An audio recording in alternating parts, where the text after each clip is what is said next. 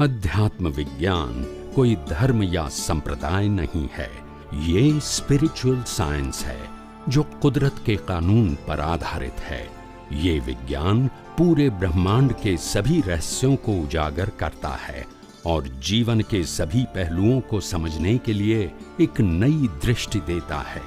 इसी को art of vision कहते हैं, दुनिया को देखने की एक नई दृष्टि, जो अध्यात्म विज्ञानी परम पूज्य स्वामी श्री कमलेशानंद जी के निर्देशन में सनातन सत्य का अनुसंधान कर हमारे जीवन को प्रकाशित करे। जय सच्चिदानंद। દેહની અંદર ભગવાન પ્રગટ થઈ શકે, પણ દેહ ભગવાન હોઈ શકે નહીં। અને આપણે કોને ભગવાન માનીએ છીએ? સાચું સુખ ન પામવાની, ન પ્રાપ્ત થવાની આ પહેલી ભૂલ આપણી, કે આપણે જેને ભગવાન માનીએ છીએ ભગવાન નથી। ટૂંકમાં ભગવાન દેહ સ્વરૂપે, નામ સ્વરૂપે હોઈ શકે નહીં, પણ જે દેહ સ્વરૂપ હોય એની અંદર આત્મા સ્વરૂપે પ્રગટ થઈ શકે। સમજાય છે?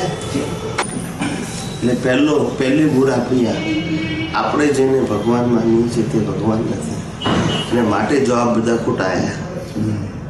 સાચા ભગવાનની ઓળખાણ થઈ।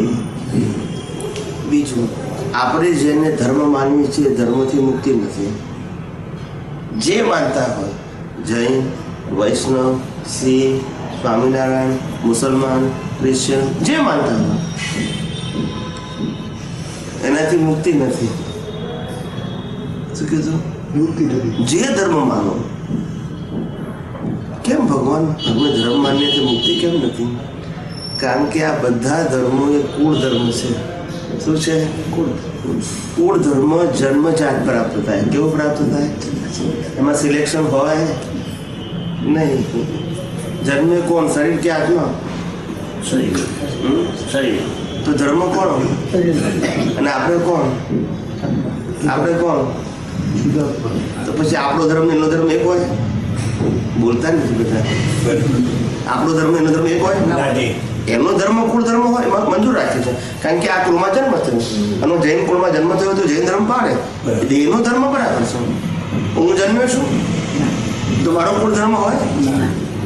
હવે આનો ધર્મ મારો ધર્મ થઈ જાય મિથ્યાત્વ। હવે સમજી ગયા મારી વાત? એનો ધર્મ એ પાડે ને એનો વાંધો નથી, કારણ કે એ તો લઈને આવ્યો છે, ઉદય કર્મમાં લઈને આવ્યો છે, એની ભૂલ નથી। પણ એનો ધર્મ એ મારો ધર્મ છે,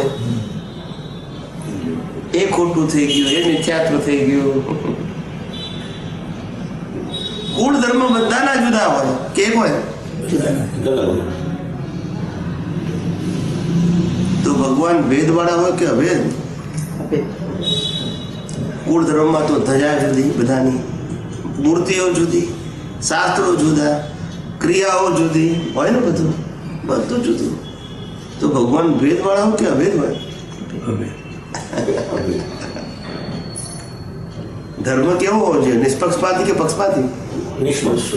આ તો પક્ષપાતી થઈ ગયું। તમારું જુદું ના મારું જુદું, તો અભેદ થયું કે પક્ષપાતી થયું? એટલે પક્ષપાતી ધર્મથી પરમાત્મા પ્રાપ્ત ન થાય।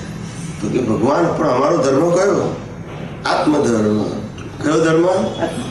કૃષ્ણ ભગવાને કહ્યું ગીતામાં, સ્વધર્મ। કયો? સ્વ એટલે પોતાનો, આનો નહીં, આ પરધર્મ છે। પરધર્મ ભયાવહ। શું કીધું? પ્રકૃતિનો ધર્મ એ પરધર્મ છે। એ ભય વાળો કેમ કીધું? એ પ્રકૃતિનો ધર્મ જો મારો માનું તો ભય વાળો છે। પ્રકૃતિનો ધર્મ પ્રકૃતિ પાડે તો વાંધો નથી, પણ એનો ધર્મ એ મારો ધર્મ માનું તો ભય વાળો છે।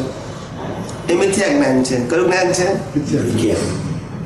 અને પ્રકૃતિનો ધર્મ જુદો ને મારો ધર્મ જુદો તો વાંધો નથી। મારો ધર્મ આત્મધર્મ છે, સ્વધર્મ।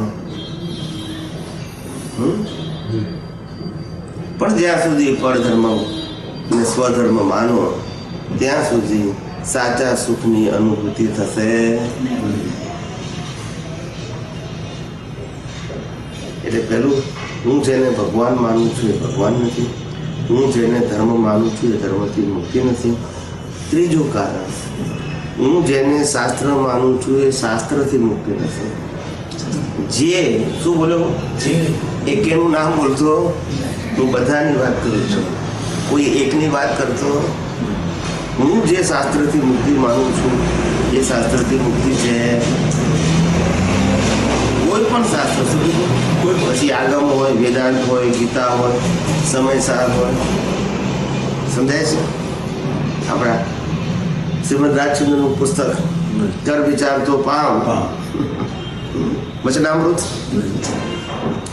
પુસ્તકની અંદર જ્ઞાન હોય, શું ના હોય? જ્ઞાન જીવતું હોવું જોઈએ. કેવું હોવું જોઈએ? પેલી જડ થઈ ગઈ ચોપડીમાં.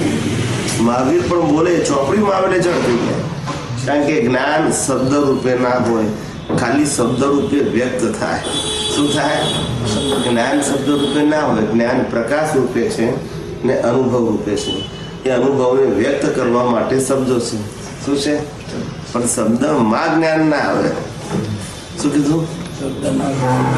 શબ્દ તો સમજાવવાનું બધું છે, શબ્દ પોતે જ્ઞાન નથી. શબ્દ પોતે જ્ઞાન. હા, આપણે કહીએ તમારું નામ શું? તમારું નામ શું? હા, તો આ ચંદ્રિકાબેન છે એ તો નામ છે, પણ ચંદ્રિકાબેન એટલે કોણ? તો કે આટલા વર્ષની ઉંમરના, આટલું ભણેલા, અહીંયા રહે છે, અમની વાઈફ છે, અમના છોકરા છે, તારે ચંદ્રિકાબેન ઓળખાય. ખાલી નામથી ઓળખાય નહીં. આવા નામ તો કેટલા ના હોય, સમજાય છે? એમનું આઈડેન્ટિફિકેશન ને આધારે વ્યક્તિ છે. વ્યક્તિ નામના આધારે આઈડેન્ટિફિકેશન નથી. આ બધી ક્વોલિફિકેશનના આધારે ખ્યાલ આવે છે કે આ નામની વ્યક્તિ ખરી, પણ આ નામની વ્યક્તિ પછી આવી ક્વોલિફિકેશન હોય તો એની વાત કરું છું. કારણ કે એક નામ તો અનેક ના હોય કે ના હોય. એટલે શાસ્ત્રો છે ને બધા, જ્યાં સુધી જીવતું અનુભવનું જ્ઞાન ના મળે ત્યાં સુધી શાસ્ત્રો વાંચવા, જેથી પડી ના જવાય. ભલે પ્રગતિ ના થાય. શું ના થાય? પ્રગતિ ના થાય, પણ પડી ના જવાય એના માટે શાસ્ત્રો છે. પ્રગતિ કરવા માટે સમજાય છે? તમને ટકાઈ રાખે. શું કરે? પાપોથી બચાવે અને પુણ્ય ઉપાર્જન કરાવે. શાસ્ત્ર શું કરે? પાપોથી બચાવે અને પુણ્ય ઉપાર્જન કરે. પણ શાસ્ત્રો મુક્તિ ના અપાવે, અજ્ઞાન ના કાઢે. શું ના કાઢે? અશુભમાંથી શુભ માર્ગે લઈ જાય. શું લઈ જાય? સમજાય છે? શાસ્ત્રો મુક્તિ ના અપાવે.